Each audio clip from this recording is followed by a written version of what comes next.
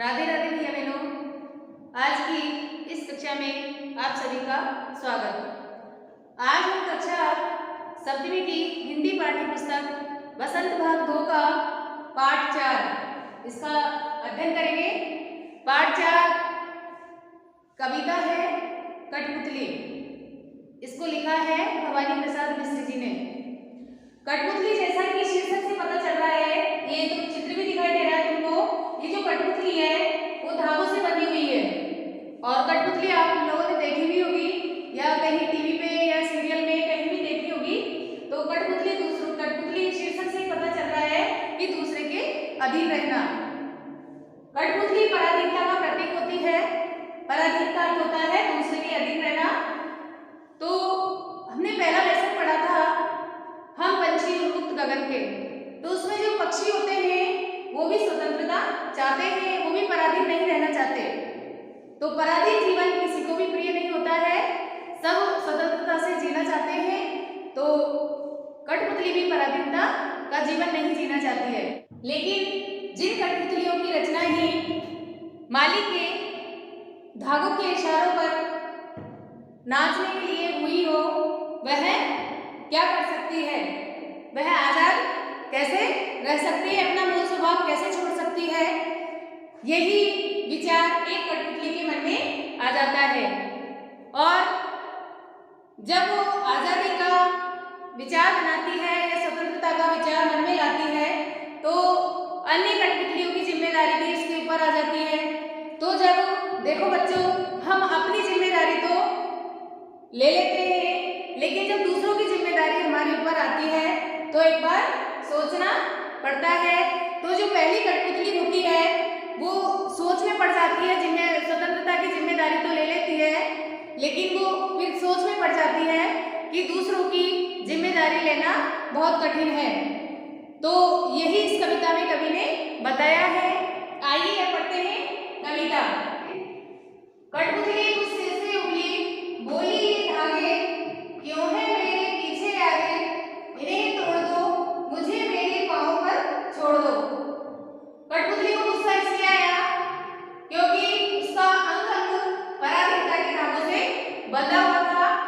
उसका संचालन किसी और के हाथों में था और वह अपनी मर्जी से कुछ भी नहीं कर सकती थी। इसी स्थिति के कारण, इसी दैनिक दशा के कारण उसको गुस्सा आया। तो वह गुस्से में बोली, उबलकर बोली, यानी तेज गुस्से में तीव्रता से बोली कि ये धागे क्यों है मेरे पीछे आगे, कि ये धागे क्यों बंधे हुए हैं मेरे आगे पीछे, इन्हें तोड़ दो, इन धागों को तोड़ दो, अर्थात इन परतंत्रता की बेड़ियों को हटा दो, मुझे मेरे पाँव पर छोड़ दो, मुझे मेरे हाथ पर छोड़ दो, मुझे मेरे हाथ पर मस्त रहने दो। ऐसा कठपुतली कहती है, जो पहली कठपुतली है। सुनकर बोली और कठपुतलियां कि हाँ बहुत दिन हुए अपने मन के छंद छुए। सुनकर बोली और यहाँ और अन्य कठपुतलियों के लिए आया है, दूसरी जो कठपुतलियां हैं उनके लिए आया है कि जो पहली कठपुतली की बात सुनकर अन्य कठपुतलियां भी बोली कि हाँ, उन्होंने उसकी बात को सहमति देते हुए कहा कि हाँ बहुत दिन हुए, कि हाँ बहुत दिन हुए हमें भी अपने मन के छंद छुए, यानी अपने मन की मर्जी किए हुए। मन के छंद छुए यानी मन के भावों को प्रकट करना, कि बहुत दिन हो गए हमें भी अपने मन के भावों को प्रकट किए हुए। तो हमारे ये परतंत्रता की जो बेड़ियां हैं, ये धागे हैं बंधन के, इसे हटा दो, हम भी मुक्त होना चाहती है।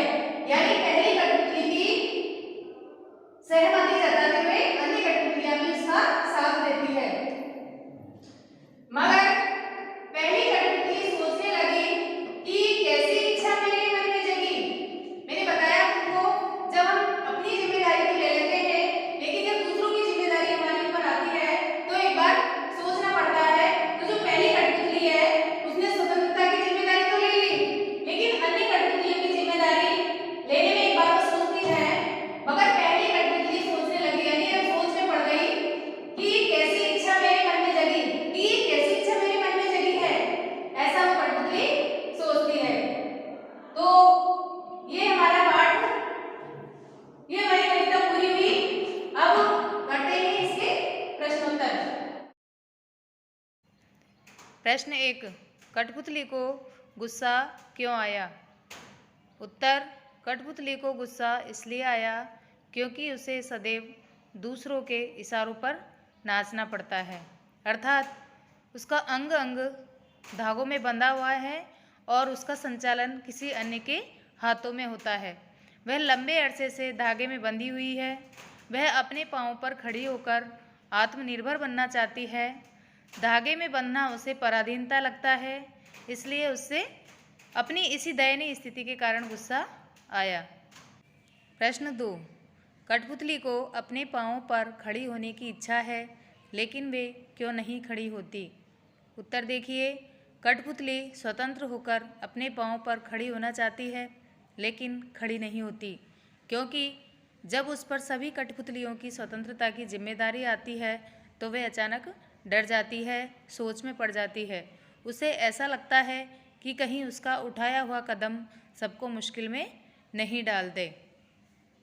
प्रश्न 3, पहली कठपुतली की बात दूसरी कठपुतलियों को क्यों अच्छी लगी? उत्तर, पहली कठपुतली की बात दूसरी कठपुतलियों को बहुत अच्छी लगी क्योंकि वे भी स्वतंत्र होना चाहती थी और अपनी पाँव पर खड़ी होना चाहती थी, अपने मन मर्जी के अनुसार चलना चाहती थी। पराधीन रहना किसी को भी पसंद नहीं है। यही कारण था कि वह कठपुतली की बात से सहमत थी। सभी कठपुतलियों ने उसकी सहमति जताई। प्रश्न 4, पहली कठपुतली ने स्वयं कहा कि ये धागे क्यों हैं मेरे आगे पीछे, इन्हें तोड़ दो, मुझे मेरे पाँव पर छोड़ दो। तो फिर वह चिंतित क्यों हुई? यह कैसी इच्छा है मेरे मन में जगी? नीचे दिए वाक्यों की सहायता से अपने विचार व्यक्त कीजिए। उसे दूसरी कठपुतलियों की जिम्मेदारी महसूस होने लगी। उसे शीघ्र स्वतंत्र होने की चिंता होने लगी। वह स्वतंत्रता की इच्छा को साकार करने और स्वतंत्रता को हमेशा बनाए रखने के उपाय सोचने लगी। वह डर गई क्योंकि उसकी उम्र कम थी। विस्तार से इसका उत्तर देखिए। पहली कठपुतली गुलाबी का जीवन जीते जीते दुखी हो गई थी। धागों में बंदी कठपुतलियाँ दूसरों के इशारों पर नाचना ही अपना जीवन मानती है, लेकिन एक कठपुतली ने विद्रोह कर दिया। उसके मन में शीघ्र ही स्वतंत्र होने की इच्छा जागृत हुई, अतः उसने आज़ादी के लिए अपनी इच्छा जताई। लेकिन सारी कठपुतलियाँ उसके हाँ में हाँ मिलाने लगी, उनके नेतृत्व के विद्रोह के लिए तैयार होने लगी। लेकिन जब उसे अपने ऊपर दूसरी कठपुतलियों की जिम्मेदारी का एहसास हुआ तो वह डर गई। उसे ऐसे लगने लगा न जाने स्वतंत्रता का जीवन भी कैसा होगा। यही कारण था कि पहली कठपुतली चिंतित होकर अपने फैसले के विषय में सोचने लगी।